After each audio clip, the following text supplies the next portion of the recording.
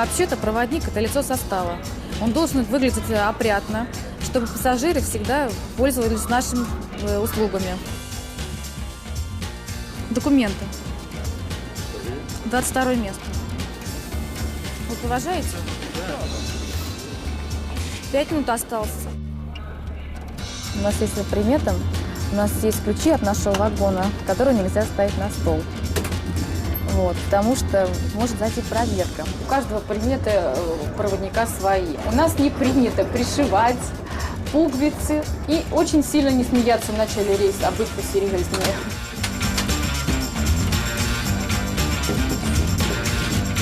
Садитесь на чай.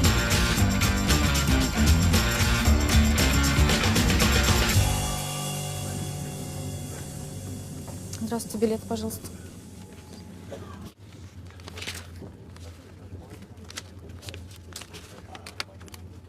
Чай, кофе не хотите? Желаю вам приятной поездки. Билеты. Мне с детства очень нравились проводницы в форме. Когда мы с мамой ездили постоянно отдыхать, я смотрела, прямо они меня вдохновляли. Мне очень нравится кататься на поездах. И с самого детства я хотела отучиться и отучилась на проводницу. Тем более это государственная работа, которая перспективна. Училась я в училище проводников в нашем городе Орле. На практику не взяли, мне было 18 лет. Вот. Но потом, когда уже исполнилось, потом уже началась семейная жизнь, и только сейчас я смогла устроиться проводницей. Проводницей очень сложно, я считаю, работать. Это очень большая ответственность. Пассажиры всегда бывают разные. Ну а так мне очень нравится работать. Железная дорога. Мы постоянно по разным городам ездим. Очень много всего интересного. Каждый пассажир с разных городов носит свою энергетику. Они всегда делятся своими эмоциями, рассказывают о своих городах. Это очень всегда интересно. Некоторые пассажиры бывают очень общительные. Иногда даже хочется посетить их город из-за того, что они делятся со мной своей энергетикой такой. Курск, Белгород, Запорожье. Столько разных городов. Тула. Отдыхающих уже меньше стало. Очень много наций у нас, и граждане Узбекистанов, и Украины. Очень много зайцев. Я не понимаю, почему люди не могут купить билет себе. Но, так как у нас фирменный поезд, мы никого не берем. Очень много железнодорожников, которые пользуются нашим поездом. У них бесплатный проезд, так как они работают на железной дороге. С каждым годом все поезда лучше и лучше становятся, и пассажир тоже, более требователен становится. Как только пассажир садится на свое место, мы подходим, собираем билеты и предлагаем свою чайную продукцию. Вот. А так как сейчас зима, чая хочется всем, так что чай пьют, потому что наш железнодорожный чай очень вкусный, кстати.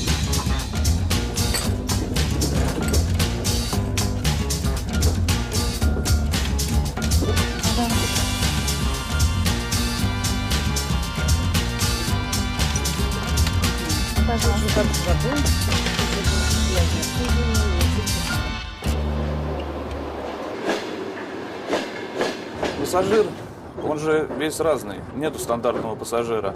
И каждому нужно подойти индивидуально. То есть развернуть ему, чтобы его поездка проходила в комфортных условиях. Вот, чтобы он в пути следования отдыхал, а не чувствовал себя скованным, напряженным и без каких-либо недовольств. Повышается класс обслуживания, также повышаются к нам требования. И пассажир более, конечно, требователен стал, потому что он же оплачивает стоимость проезда. И на этой основе он должен полностью быть обеспечен всем, за что он заплатил деньги. Сложность заключается в единственном. Большая очень ответственность как перед пассажирами, и так в психологическом плане, и в моральном плане. И очень большая ответственность перед самим собой. Ведь каждый перевезенный пассажир, у него есть свое мнение. И это мнение очень хочется, чтобы оставалось наилучшим. Как о нас, поездной бригаде, так и о нашем поезде. Случаи бывают разные, и трагические, и неприятные, и негативные.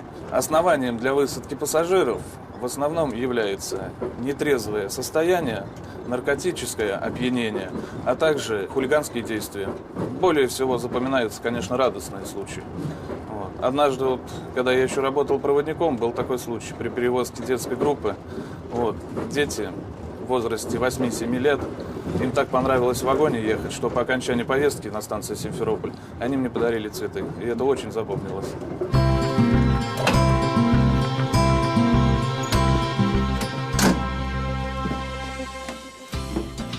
Здравствуйте. 9 место, это нижнее местечко. Занимайте, пожалуйста. Располагайтесь. Здравствуйте. Работу проводника я выбрала не так уж и давно. Срок моей работы это где-то, наверное, около 5 лет. Вообще у меня педагогическое образование, что помогает мне в работе проводника очень, даже очень. Вы следуете до Орла, пожалуйста, располагайтесь. Есть такие пассажиры, которые стремятся попасть к одному проводнику, потому что в пути следования мы знакомимся намного ближе, чем проходя по улице и говорим обычное «здрасте».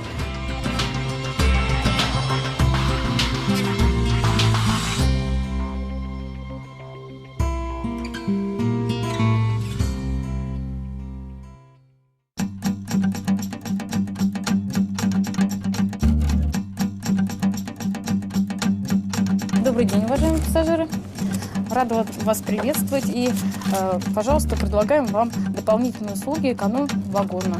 У вас, пожалуйста, ваша водичка, горячее питание, ланчик, чайный наборчик и, пожалуйста, меню к вашим услугам эконом-класса вагона. В обязанности проводника входит обслуживание пассажиров, требования удовлетворить пассажиров. Если пассажир хочет чая, как же мы откажемся от такой обязанности предоставить ему чай? Мы сами это предлагаем, потому что многие пассажиры не осведомлены о том, что у нас имеется чай, можно попить водички. Мы не только ходим по вагону, но мы оформляем соответствующие документы, следим за показаниями приборов.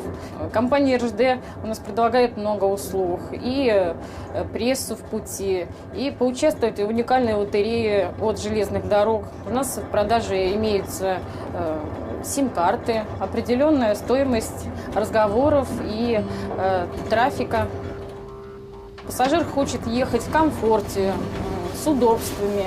Он понимает, за что он отдает свои материальные средства: за комфорт, за удобство, за чистоту, за порядок, за обслуживание.